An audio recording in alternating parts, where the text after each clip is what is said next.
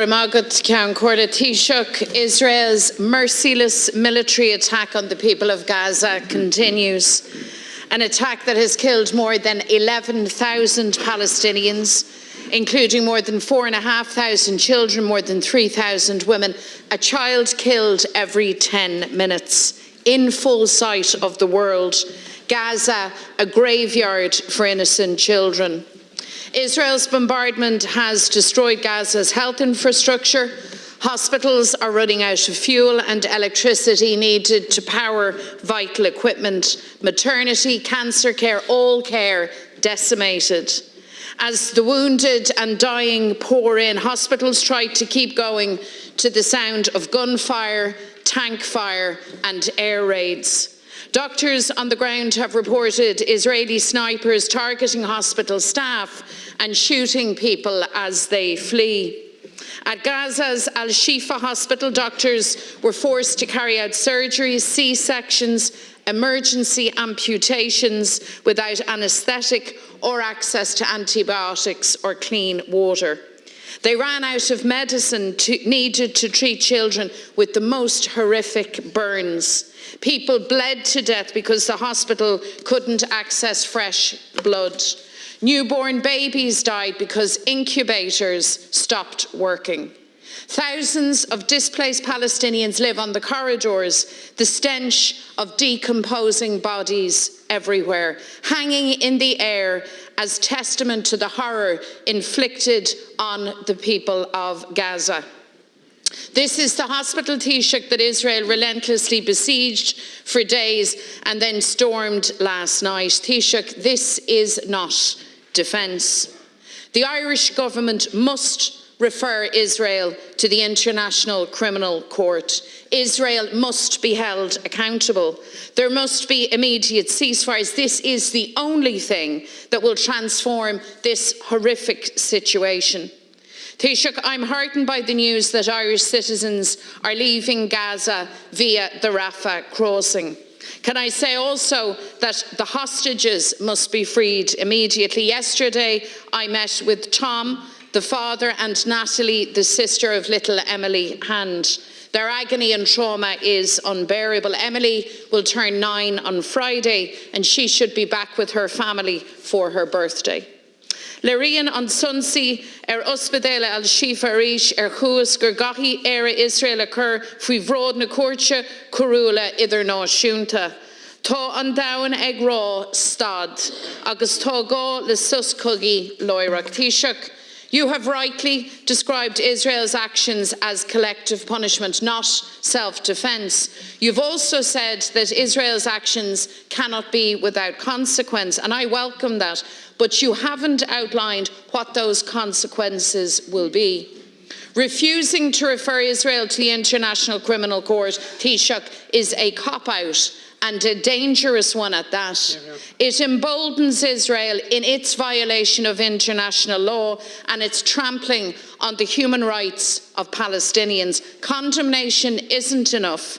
The message has to be that Ireland will act when international humanitarian law is shredded, when a civilian refugee population is slaughtered en masse by one of the most ferocious military forces on earth. So I ask you to act, Taoiseach, and tell us what consequences Israel will face for the atrocities it commits before the eyes of the world. Well, I agree with the call for a ceasefire. For reasons that I've outlined in the past. It's important that if there is a ceasefire, that it's honoured by all sides, Israel, Hamas, Islamic Jihad and other protagonists in this conflict, and it will allow aid to get in and citizens of this country and other countries to get out, and also perhaps peace talks to begin. In relation to the International Criminal Court, there is already an investigation underway. It's been underway for several years now. Referring Israel to the International Criminal Court at this stage, when investigation is already underway, will be akin to reporting an alleged crime to the Gardaí several years into an investigation. It simply would have no practical effect or practical value. Also, your proposal is flawed because your proposal is to refer Israel to the International Criminal Court, not the situation on the ground, and that allows Hamas and Islamic Jihad off the hook. Perhaps that's your intention. Perhaps that's an omission. But it is not. But it is not the. It is not. It is not the correct approach, Deputy. It is not the correct approach, Deputy. Not the correct approach. And those are the two reasons why we think your proposal would be of no use and would be unbalanced. What we are going to do, Deputy, is provide an additional €3 million to the International Criminal Court. This will be of practical assistance and will help them to gather the evidence and carry out any prosecutions that are necessary. I just want to reiterate the government's condemnation without equivocation of Hamas's terrorist attack on Israel on October 7th, which began this phase of the conflict. They sought to kill and torture as many civilians as possible without any mercy. There's no equivalence or no excuse for that. They provoked and perhaps even hoped for what has followed. Three things have to happen now. Hamas should release all of the hostages, particularly the children, including Emily Hand, the Irish hostage who we believe is being held in tunnels in Gaza at the moment. They should lay down their arms because they are a terrorist organisation, and I hope Sinn Féin in your reply will support me in both those calls. Secondly, while Israel has a right to defend itself, this is not self-defence. This is collective punishment. This is disproportionate. It is wrong. And that is why there should be a ceasefire immediately to be observed by all sides so that the killing can stop, so that aid can get in, so that hostages can be released, and so that our citizens can get out. And we also, Deputy, need a new peace process, one that ensures that Palestinians control Gaza once this conflict is over, or this phase of the conflict is over, one that is based on a two-state solution. We don't have agreement at European Union level when it comes to much in relation to this conflict, but we do at long last have clear agreement from all EU member states that there should be a two-state solution. And for far too long, European countries and the European Union have been willing to aid the Palestinians and trade with the Israelis without pressing either side to do what they need to do. And when this phase of the conflict is over, we need a more active approach from the European Union, pushing for a two-state solution, saying to the Palestinians that we're not going to continue to give you aid if you don't respect democracy and human rights and crack down on terrorism, and saying to the Israelis that we're not willing to continue to trade with you in the way that we do if you're not willing to be serious about a two-state solution and allowing the Palestinians the right to have the state that they need and they deserve. In terms of the Irish citizens, which you mentioned, I can confirm that a first group of Irish citizens and their dependents has been cleared to exit through the Rafah crossing from into Egypt today. Arrangements are in place for staff from the Irish Embassy in Cairo to meet them and to provide them with consular assistance and support, including onward travel back to Ireland. We expect additional Irish citizens and dependents in Gaza to be on the list in the coming days, and we're working tirelessly to ensure that all of those who wish to do so will be allowed to leave as soon as possible. Government's been very active on this issue, particularly the Taoiseach and I. We've met with the Palestinian Prime Minister, the Egyptian Foreign Minister, also the Israeli Ambassador, and I know they all had a certain role to play in making today possible, and I do want to acknowledge that. Taoiseach, not alone can I echo the call for ceasefires and the release of hostages, I just remind you I actually preempted your calls for those very, very things. There is no controversy on those matters. All of the violence must stop, and it must stop now. Not humanitarian pauses, not humanitarian windows, a cease, a cessation to all violent actions. I would remind you that Israel is the dominant party in what is an asymmetrical conflict, to use the terminology, Count Corla. But also say this to you, and let me ask you this, because you've used the term collective punishment, disproportionate, not self-defence, all violations of international law. Israel doesn't care about international law. Israel doesn't care. Why? Because Israel is never, ever, ever held to account. You are being very disingenuous as regards the International Criminal Court.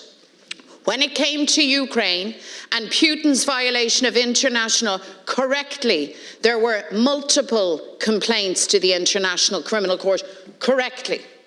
Why is Israel different? Why is it that the international community cannot state the truth that the world has seen with its own eyes as Palestinians are massacred? Why is it that Israel cannot be held to account? Your own words reflect the damning analysis that Israel is in repeated violation of international law. This state, your government, can make a referral to the International Criminal Court, Taoiseach, and you should, and you will enjoy the support of everybody in this chamber and the entire country if you have the courage of the truth and justice to take that action. Deputy, I've explained the position. This is not the same as Ukraine. An investigation is already underway in relation to potential war crimes. May I speak? No, just may I speak? It's a very clear and consistent approach from Sinn Féin towards the government, towards other opposition parties, towards the media. Shout them down or sue them.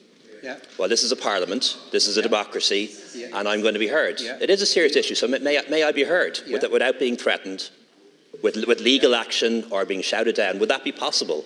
This is still a democracy, Deputy, and we're not going to let you take away our democracy through your threats or your activities. I can guarantee you that. May I speak? Thank you. I've explained the situation very clearly.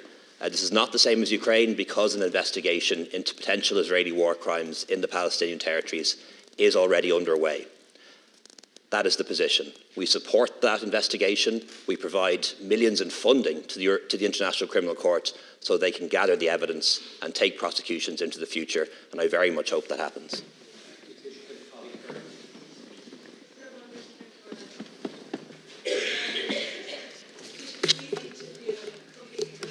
And disaster unfold in Gaza.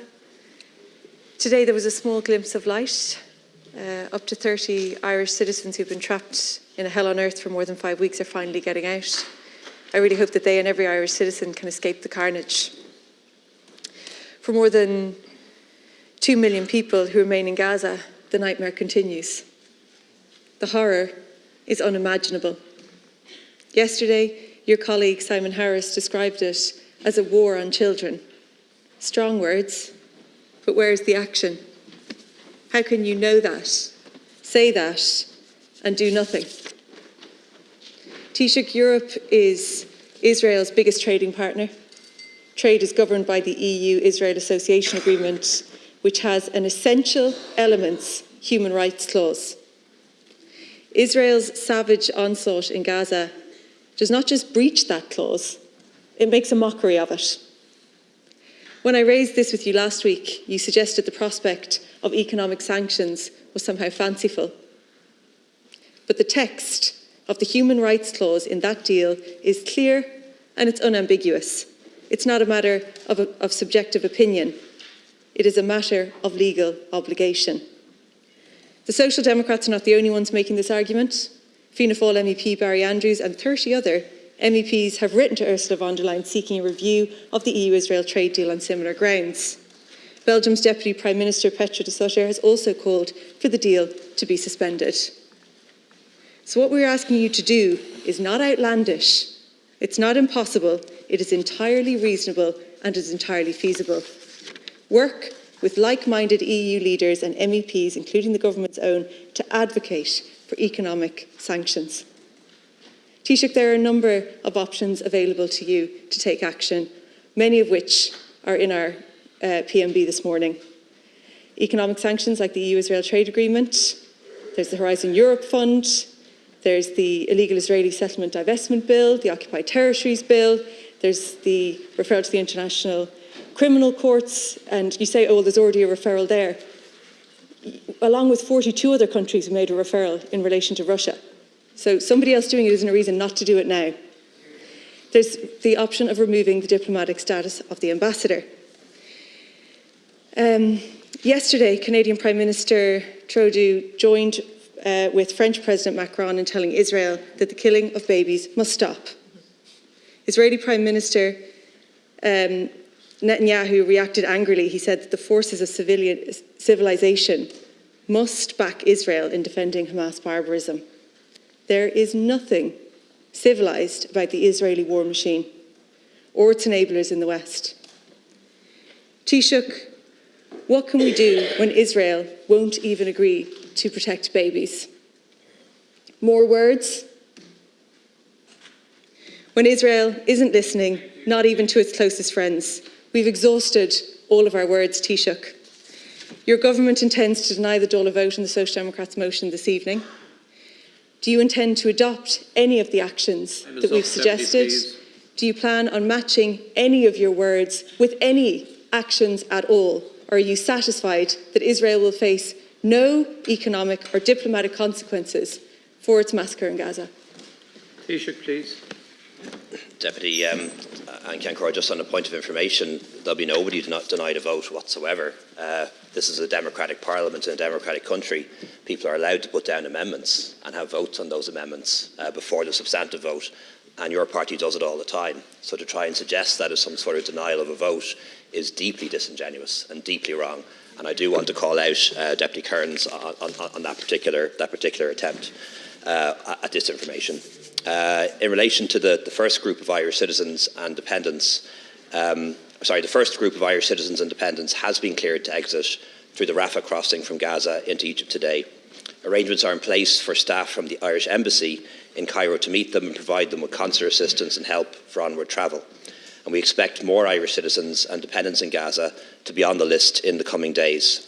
We're working really hard to make sure that all Irish citizens and their dependents in Gaza who want to leave are able to do so in the next couple of days.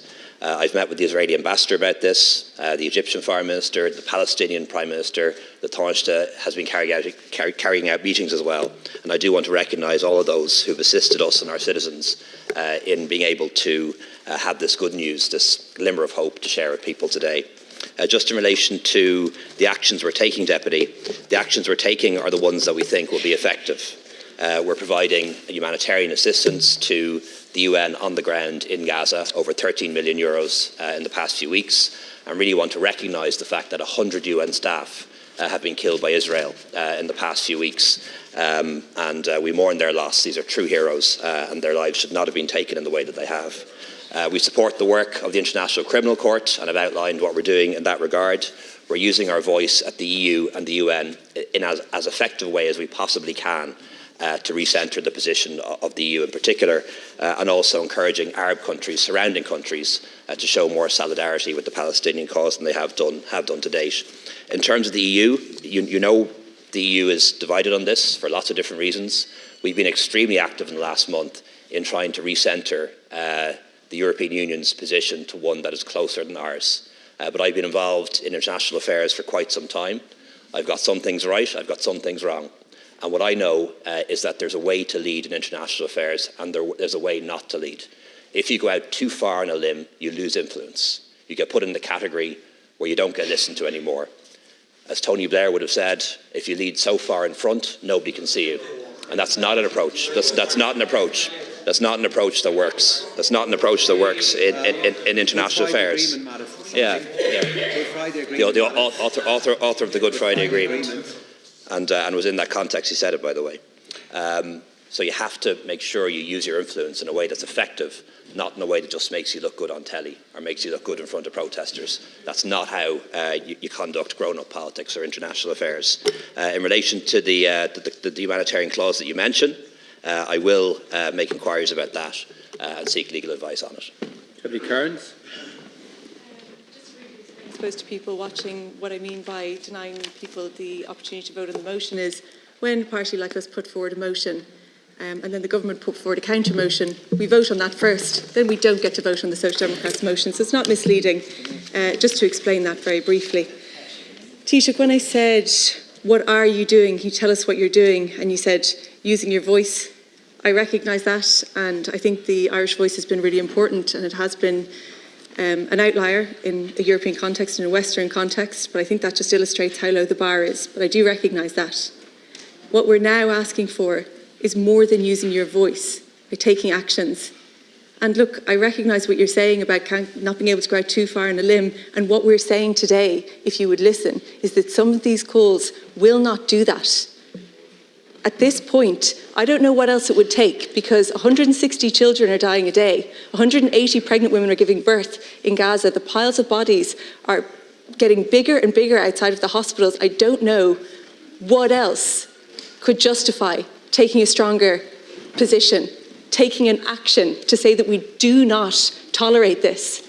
What we've suggested are, there's multiple solutions there, things you could do. You could push for the Israel-EU trade deal. You could implement the divestment bill. You could make referral to the International Criminal Court. Not all of those things would put you so far out that you wouldn't be taken seriously, and you know that. Taoiseach. I tried in my earlier response to Deputy McDonald to try and explain what we're trying to do. For the first time, we've clear agreement across 27 member states in the European Union that the only solution to this conflict is a two-state solution. And I believe Ireland has a role to play in making sure that the EU presses for this and advocates for it and makes this the end to the conflict in the area. And we can do that. I believe we can do that. For far too long, we've provided aid to the Palestinians without requiring that they embrace democracy, human rights and end terrorism. For far too long, we've traded with Israel without expecting them to respect human rights and to provide Palestinians with the state that they deserve. And there is an opportunity for us to play a role in making sure the European Union has a more active policy in this area. But we have to be credible in that regard, and we have to work with our allies and not hector them. And the Deputy's approach, again, hectoring me, that is how she would behave.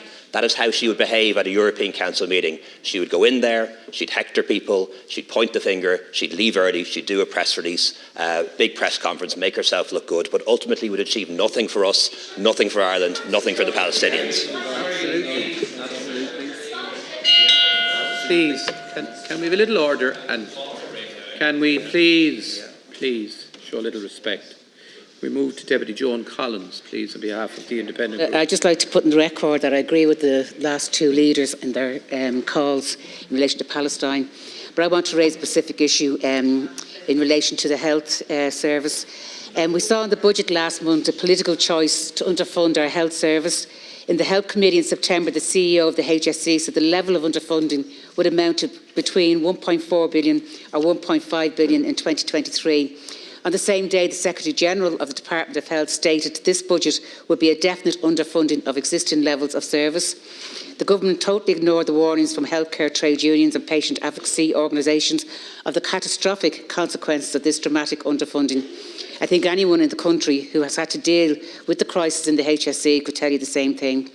6 days ago, we saw the release of the first Irish National ICU Audit Annual Report. The report showed the crisis in our numbers of ICU beds. It found just 6 critical care beds per 100,000 people, less than half of the OECD average of 14.1. The average ICU bed occupancy was 88.5%, above the recommended maximum of 85%. Now, I know, like all of the TDs, we're dealing with a crisis right across the HSE, but I'm specifically want to raise 2 women who are directly affected by the lack of ICU beds, both awaiting care for years due to a lack of ICU beds available for post-op care. One woman waited 4 years for her original operation for her scoliosis in 2018. She only received this operation after I raised it in the House a number of times. In February this year, after suffering from worsening pain and discomfort, it was found that the bones around her spine had weakened and the rods and screws had become loose.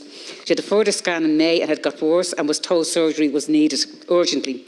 She is still waiting, in a lot of pain, as her doctor has told her that there are no ICU beds available for her to have her operation. I also have another case of a woman who has a hernia, is in great pain, and her stomach has distended as her organs have come out of place. She's waiting since 2019 in pain, as her doctor has told her there's no ICU beds to have an operation. 2019 this woman is waiting for. And I've raised it a number of times through PQs. How will HSE deliver care for people like these 2 women I'm working with when they have been underfunded by this government? This government made a political decision to underfund our health service, what is essentially a cut when you consider inflation and growth in demand at a time when we have people for months and years in pain because of lack of services and beds. What will you do, Taoiseach, to increase ICU bed capacity despite the budget restrictions your government has imposed on the HSE? Deputy Collins, Taoiseach. Thanks very much, Deputy. Under this government, we have record levels of spending and investment in healthcare, and spending on healthcare will increase next year, not go down. We also have record levels of staff working on our health service, 20,000 more staff than when this government came to office, including 6,000 extra nurses and midwives, about 2,000 extra doctors and dentists. So those are the facts, Deputy, and they're producing results. We see that waiting lists, which peaked after the pandemic, are now falling. They're down about 20% since they peaked, not the case in most of the European countries. We see the fact that while we experience very serious problems with emergency department overcrowding, there are about 70 fewer patients on trolleys today than would have been the case this time last year. We also see big improvements in patient outcomes, particularly around cancer, stroke and cardiovascular disease. And we see higher life expectancy in Ireland than almost any European country. It's a very far cry from the NHS system, which you want to see brought into Ireland, where life expectancy is lower, patient outcomes are worse, people wait longer, and staff are paid a lot less. And that is the vision that you have for Ireland, and I hope it never comes to pass. In relation to ICU beds, this is an area where the government has been very active on in the past 3 years. We've increased the number of ICU beds in Ireland considerably since the pandemic, and we're going to continue to do that. And that programme will not be adversely affected in the next year. But as everyone will understand in this House, it's not just about a bed. It's not just about the equipment.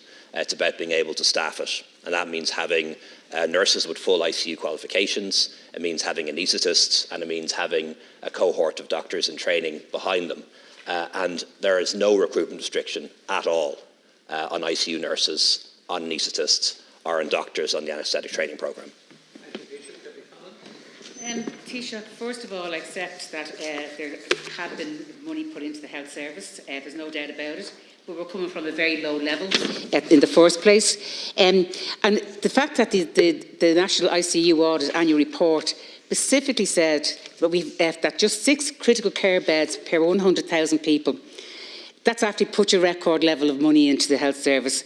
Less than half of the OECD average of 14.1. The reality is, for these 2 women who have been waiting, one woman since 2019 waiting for her operation, and told that she hasn't, there's the replies I got from St James's Hospital, and she's still waiting, even though the reply came in June that she would be seen by her consultant in the hospital. She is still waiting because they cannot organise to have the post-critical care beds in place from after operation. She's told the operation will last for at least 5 hours because they have to put all the organs back into place before they can sort out the hernia. I mean, this woman, it doesn't matter whether one woman or 20 women or 20 men. The fact is, on the ground, it is not happening. On the ground, people are waiting because of lack of ICU beds or have not been able to link it in with their operations. That's reality, so that has to be dealt with. Thanks, Deputy. I am very sorry to hear about that lady's experience. It's impossible for me to comment on any individual case without having all the details. But I do know that complex surgery requires a lot of resources. It requires a lot of staff, a lot of theatre time, and requires ICU beds to be available too. And sometimes ICU beds go to emergencies rather than people who are on waiting lists. But we are expanding ICU bed capacity and also HDU bed capacity. I don't have the exact figures in front of me, but I think it's an increase of about 25% only in the past 3 years under this government. But I'm going to check that, and I'll come back to it with the detail in writing. You might want to table a topical issue maybe on that specific case, Deputy Collins. We move to the Rural Independent Group and to Deputy Michael Collins. Thank you, Ceann Comhairle. Taoiseach, as you know, I have been warning about the potential for this energy crisis and our exposure to elevated prices for years now. Sadly, what I was warning about has come to pass. The present energy crisis has disrupted our economy and driven inflation on a massive scale. It poses real risks to our economy as we are, like it or not, dependent on oil and gas for the functioning of our economy. Even with a massive renewable build-out, we will still need gas as our backup fuel for electricity. We still don't know how the Ukrainian war will pan out, and we have seen ill-disposed actors sabotaging critical gas pipelines like Nord Stream in Germany and Baltic connectors in Finland. Combined with the terrible situation between Israel and Palestine, our present gas storage and supply arrangements look completely inadequate and are also in breach of EU legislation regarding gas storage. Despite my consistent warnings, nothing was done apart from the government kicking the can down the road in the hope that none of their bad policies would catch them out before leaving office. In the meantime, prices have skyrocketed and we are paying the price for not having a long-term resilient energy system. The crisis is hitting all of us, and particularly hard-working families, directly in the pocket, Taoiseach. I understand that in the last few days a number of reports have finally been published by Minister Ryan. It seems that Minister Ryan's department has finally understood that our only option for gas security of supply is a floating storage and regasification terminal. Can you therefore advise the government strategy as far as this? And by that I mean, why has it taken this government, with hugely paid officials and advisers, almost 4 years to realise that our only option for gas security of supply is a floating storage regasification terminal? And when will this piece of critical infrastructure be put in place to ensure our national energy security? Where will this terminal be sited? As you know, I have mentioned the potential of Cork in the past number of years in this stall for this floating terminal. And what is the competence within our state bodies for the development of a floating storage and regasification terminal? And can you assure me that such a terminal company, which will either lease or purchase a terminal, will be Irish-owned and controlled? Thanks, Deputy. The future of energy in Ireland is renewable. That's the safest, the most secure and the cheapest way to provide for energy needs in the long term. Renewable energy backed up by interconnection to Britain and to Europe, and also mass battery storage here in Ireland. And that transition is very much underway. It's happening all around us, all over the country. The wind farms, the battery storage in the Midlands, the interconnector between Ireland and France, very much underway and very much the future. In the meantime, yes, we're still going to need oil, and yes, we're still going to need natural gas. We have good oil storage already, about a 30-day supply if we need it. Some of that in Cork, as you know. When it comes to natural gas, we have essentially two sources. One is the Carb gas field off Mayo, which will run out, and the other are the interconnectors between Ireland and the UK. And in light of what's happened to interconnectors, gas pipes and telecommunication terminals around Europe in the last year or so, we've had to revisit our policy because we've seen gas pipelines destroyed and damaged, not just in Denmark, but also between Estonia and Finland. And that has caused us to rethink our policy. And we believe that reliance on the interconnector from the UK is too big a risk, and a risk that we have to mitigate against. We haven't come down definitively on whether it'll be a floating gas storage or a fixed one. That is still open for consideration, and we've asked Gas Networks Ireland to do further work in that regard. So it could be floating or it could be fixed, and we have to do a bit more work led by Gas Networks Ireland in that regard, and that will be done over the course of the next 6 months. It will be expensive, but the cost will be spread over a prolonged period of time in the form of a levy on bills, similar to the one that we have for Nora when it comes to oil, petrol and diesel storage. And whatever we do will be state-led, and the government has made that decision. That doesn't mean there isn't a role to play for the private sector, whether it's through public-private partnerships, whether it's through contracting the expertise that we need, which we don't have in the state sector, but it will be state-led and state-commissioned. Thank you very much, Taoiseach, for your reply. Minister Eamon Ryan has confirmed, the Minister for Energy and Climate has confirmed the new facility, which will likely cost hundreds of millions of euros to be built, will be funded by a new levy on consumer gas bills. Now, I know that the Green Party love taxing the Irish people, They seem to have a fierce habit of that. But I presume, Taoiseach, you won't agree with that. Because, you know, we look at the fuel and the taxes that are on there already with carbon tax. Where's our carbon tax money going to go? Why can't that be put into a facility like this that I fully agree needs to be put?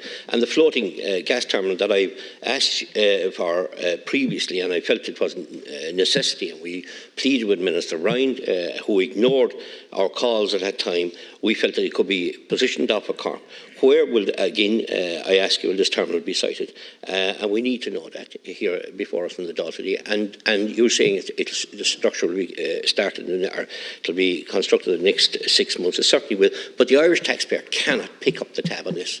Taoiseach, it cannot keep picking up the tab on every issue of concerns. So you have carbon tax, you have Northern tax. What else are you going to put on the ESB and the gas bills for the ordinary people to pay for? They can't be hit on this again. So use your carbon tax. You impose this on the people. It's hitting mostly hurting the people of rural Ireland, with most parties on the side here agreeing to it. Pay for this floating terminal with the carbon tax money that's there already, and not hit them again with another bill onto the bills, levies onto the bills they're already paying, that they can't afford to pay at this time. Taoiseach, to conclude. Thanks, Deputy. I think it's interesting, bordering on comical, that the Deputy who opposed the carbon tax is now calling on us to use the carbon tax, which he opposed, to pay for gas storage. It just you know, just doesn't make anyway. Look, I won't even go down that road, because it's just so absurd. I don't even think I'll go down that road at all. Storage has to be paid for. Nobody's going to store a huge amount of gas for us that has to be burned off or brought into the system every couple of months for free. So storage has to be paid for. The proposal is that the user of gas will pay for the storage. That makes sense to me. The Deputy is proposing that it should be paid for by a tax he's against. That makes no sense.